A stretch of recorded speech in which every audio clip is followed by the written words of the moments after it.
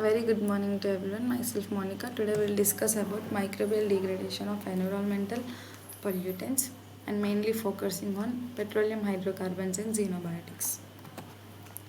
While going into the topic, first we'll see what is microbial degradation. Microbial degradation refers to the breakdown of complex toxic pollutants by the microorganisms such as bacteria, fungi and algae.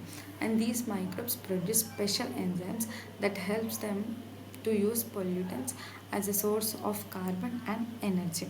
And this process is the basic of the bioremediation where microbes are used to clean up the oil spills, wastewater and pesticide contamination. Overall, microbial degradation keeps the environmental balance.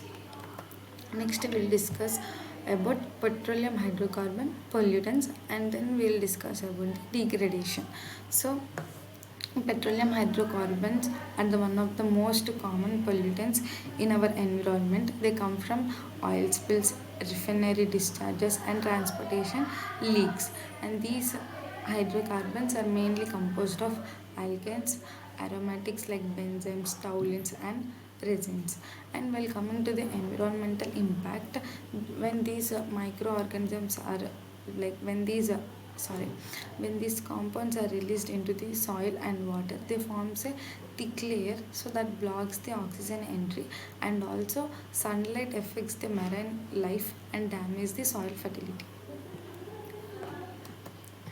So now we'll discuss about the microbial degradation of petroleum hydrocarbon. So there are several microorganisms are capable of degrading petroleum hydrocarbons, mainly bacteria such as Pseudomonas and fungi like Candida. So the process begins when microbe attach with the oil droplet, they secrete a substance which is known as biosurfactants. These emulsify the this emulsifies and increase the solubility of the hydrocarbons, and then enzymes such as alkyne monohydroxylase and dioxinase introduced into the hydrocarbon molecules, and converts this converts the hydrocarbon first into alcohol and then into aldehyde and fatty acids, and finally they enter into the beta oxidation pathway and convert into CO2 and HO2. This is a step-by-step oxidation, helps to detoxify the environmental naturally. So now let us move into the topic xenobiotics. The term xenobiotics means the foraging to the life, and these are the synthetic chemicals that are not naturally found in ecosystem. Examples include pesticides, plastics, dyes and pharmaceutics, etc. And these compounds are difficult to degrade because they often contain a halogen or aromatic ring, makes them high stable and resistant to microbial attack. As a result, they accumulate the environment and cause the toxicity and carcinogenic effects and disputes the ecosystem. And now we'll discuss microbial degradation of xenobiotics. In microbial degradation of petroleum, there is only one pathway, like the microbe comes and attach to the component and then release the those enzymes and degradation takes place. But in the microbial degradation of xenobiotics, we can see the two types, like aerobic degradation and the anaerobic degradation. Under aerobic degradation, the enzymes like monooxidase and dioxinase helps in oxidation reactions, and that open up the aromatic ring and led to the simpler intermediates, and finally they forms the CO2 and HO2. But under anaerobic dehalogenation, the microorganism perform the reductive dehalogenation where halogen atoms like chlorine are removed. Sometimes microbes degrades the xenobiotics accidentally while growing on another compound. This is known as co-metabolism. Like for examples, the herbicides undergoing dechlorination and breaking down into the simpler molecules, and they can enter to the normal metabolic cycles. Now we'll see the factors affecting degradation.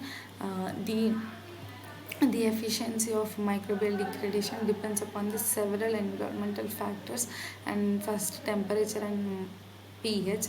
The most microbes prefers the moderate temperature and neutral pH. And while coming to the oxygen availability, the anaerobic degradation needs the oxygen, while some compounds can also degrade the anaerobically too. As I said in xenobiotics, there are two types of degradation. And while coming to the nutrient levels, like nitrogen, phosphorus and trace elements are essential for the microbial growth. And biosurfactants, like these increases the solubility and bioavailability of the hydrophobic pollutants. So controlling these factors can significantly enhance the rate of biodegradation in the natural and engineered system. Well, coming to the current applications of this microbial degradation, oil spill, spill bioremediation. Special bacteria are used to clean the marine oil spills and wastewater treatments. These microbes are used to remove the dye, pesticides and heavy organic materials from the industrial waste. And next comes soil detoxification. They are used in the agriculture to remove the pest residues, and they are also used as the economic friendly population control. Conclusion.